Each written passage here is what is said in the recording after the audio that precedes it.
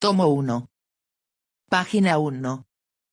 Historia de la filosofía, por Giovanni Reale y Darío Antiseri, 2007. Tomo 1 de 7. Filosofía pagana antigua. Una vida sin búsqueda no merece vivirse. Sócrates. Quien es capaz de ver la totalidad es filósofo, quien no, no. Platón. Creo para comprender, comprendo para creer. Agustín. 0.1. Prólogo. La filosofía en buena cuenta es, a su manera, historia de la filosofía. Los problemas filosóficos no tienen solución, sino historia. El pensar filosófico remolca su pasado y, en ese tránsito que es tradición, entrega, recepción, donación, cada vuelta a comenzar del pensamiento aspira a liberarse de la carga del pasado. Todas las relaciones de la filosofía con su pasado son, al mismo tiempo, inspiradoras y motivadoras, pero, en la contradicción que impulsa el pensar, son relaciones limitantes, determinantes, talanqueras. En esa contradicción, una suerte de quiasmo, la filosofía vive y despliega sus potencias espirituales. Justamente por las peculiaridades de esa contradicción, los nuevos filósofos retoman el diálogo con el pasado muerto que comunica un espíritu vivo, viviente, que quiere llegar a mayor plenitud cada día, que en cada generación se elabora como tarea incesante. La historia de la filosofía en la avezada pluma de los filósofos, didactas e historiadores de la filosofía, Giovanni Reale y Darío Antiseri, es un volver a comenzar. Este inicio, siempre nuevo, toma el camino primordial de la erudición, pero no es esa erudición que critica Heráclito a Pitágoras, mucha erudición, arte de plagiarios, no es la que se instala en la tradición, en los textos, en los contextos y vuelve a suscitar un nuevo comienzo para el diálogo, para un diálogo vivo con los filósofos muertos, que siguen alimentando y dando vida al pensamiento. Es la erudición que alienta y motiva el deseo de saber, que se torna en amor a la sabiduría, que se realiza como expresión del eros. Y es que, en esta obra, eros es, en sí, el núcleo central para captar el sentido mismo de la expresión filosofía. Es eros que compromete con la totalidad de la existencia, de la experiencia, del pensar, de un pensar que recae sobre lo siempre mismo y siempre diferente, en fin, de un pensar que es ante todo constitución de las posibilidades de habitar humanamente el mundo. Si una de las formas de interpretar la quere heideggeriana es la de pensar lo impensado, la de una vuelta a los presocráticos, la de relacionarse con el acontecimiento inaugural del pensar, desde luego, hay otra interpretación y para este giro, los dos maestros de filosofía, y su enseñanza, autores de esta serie de obras de historia de la filosofía, inician con este volumen la puesta en común de una base para que el proyecto de la quere sea realizado. No es una realización que culmina con ellos, es una realización que ellos potencian para que los lectores peritos o novatos vayan al encuentro de ese inicio prístino. Como en la consagrada fórmula kantiana, no se enseña filosofía, se enseña a filosofar. Esto es lo que vuelve a ser reiterado en cada línea, en cada página, de este libro. Cada quien, en primera persona, tiene que volver a pensar lo impensado. Claro que no hay un origen arbitrario, tampoco hay una ruta caprichosa en la secuencia del devenir histórico. Todo nuevo pensador o todo nuevo filósofo entra en diálogo con la tradición y, en ese cauce, vuelve a poner en movimiento el pensar. Por eso la historia no es un apéndice de la filosofía, sino su propia condición de posibilidad. Esto es lo que se experimenta en esta obra. Pero, hay que insistir en ello, no como una interpretación terminada, sino como una trayectoria ideal que tiene que ser completada, en sus múltiples variaciones, por el lector. El filósofo es, pues, un Anfänger, un principiante, como lo enseñó Husserl, y se es filósofo infieri, como queriendo llegar a serlo. La artesanía intelectual de esta obra está marcada por los referentes ya señalados. Además, con una inusitada y novísima puesta en escena de una forma de pensar y de ejercer la enseñanza de la filosofía. En su estructura la obra tiene en todo caso, la presentación del movimiento intelectual de la época, los autores, su contexto, las obras, las sentencias, los enrutamientos que propiciaron al pensar luego, una arquitectónica del despliegue del proceso histórico y del proceso del pensar, diagramáticamente representado en mapas conceptuales y, como colofón a cada parte de la obra, selección de textos directos de los autores tratados. La obra está dirigida a los estudiantes, sean ellos profesores o alumnos. A los unos para indicarles cómo puede ser ejecutada la puesta en escena de la educación filosófica, a los otros para abrirles el camino dialógico del pensar a partir del contacto directo con la tradición. La colección Filosofía de la editorial San Pablo, ha sido enriquecida con la puesta en manos del público hispanohablante de la edición de una obra que, originalmente, consideró la intelectualidad de habla italiana, bajo el sello de la Scuola. Se continúa, así, el diálogo que esta colección se ha propuesto entre, las novísimas problemáticas filosóficas, las tradicionales expresadas en tratados y la historia entre autores del viejo y del nuevo continente. Dr. Germán Vargas Guillén, director Colección Filosofía. 0.2. Presentación. Existen teorías, argumentaciones y disputas filosóficas porque existen problemas filosóficos. Así como en la investigación científica, ideas y teorías son respuestas a problemas científicos, así, análogamente, en la investigación filosófica las teorías filosóficas son intentos de solución para los problemas filosóficos.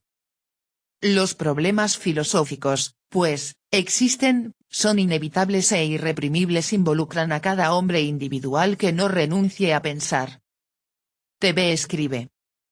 Quien no piensa, vive una vida normal, sacudido por doquier, por cualquier evento y no se perturba su pensamiento.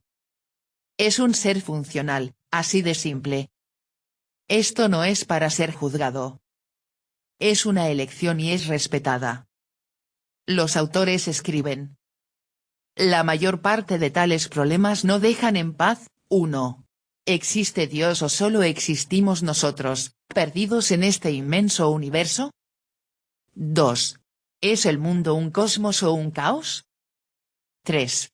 ¿Tiene la historia humana un sentido? 4. Si lo tiene, ¿cuál es? O bien, toda la gloria y la miseria, las grandes conquistas y los sufrimientos inocentes, víctimas y victimarios, todo eso justamente será devorado por el absurdo, por el sinsentido. 5. ¿El hombre es libre y responsable o solo es un simple fragmento insignificante del universo, determinado en sus acciones por rígidas leyes naturales? 6. ¿Puede la ciencia darnos certezas? 7. ¿Qué es la verdad? 8. ¿Cuáles son las relaciones entre razón científica y fe religiosa? 9. ¿Cuándo podemos decir que un Estado es democrático? 10. ¿Y cuáles son los fundamentos de la democracia? 11. ¿Se puede obtener una justificación racional de los valores más altos? Estos son algunos de los problemas filosóficos de fondo que conciernen a las opciones y al destino de cada hombre y con los que se cimentaron las mentes más excelsas de la humanidad, que dejaron en herencia un verdadero y propio patrimonio de ideas que constituyen la identidad y la gran riqueza de Occidente. La historia de la filosofía es la historia de los problemas filosóficos y de las argumentaciones filosóficas. Es la historia de las disputas entre los filósofos y de los errores de los filósofos. Es la historia de los intentos siempre nuevos de atacar asuntos que para nosotros son ineludibles, con la esperanza de conocernos siempre más a nosotros mismos y de hallar orientaciones para nuestra vida y motivaciones menos frágiles para nuestras opciones. La historia de la filosofía occidental es la historia de las ideas que han informado, es decir, que han dado forma a la historia de Occidente.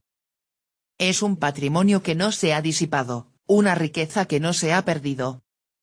Y justamente con tal fin, aquí se explican analíticamente y se exponen con la mayor claridad posible los problemas, las teorías, las argumentaciones y las disputas filosóficas. Una exposición que intente ser clara y detallada, lo más comprensible en la medida de lo posible y que al mismo tiempo quiera ofrecer explicaciones exhaustivas, conlleva, sin embargo, un efecto perverso, en el sentido que no rara vez puede constituir un obstáculo para la memorización del complejo pensamiento de los filósofos.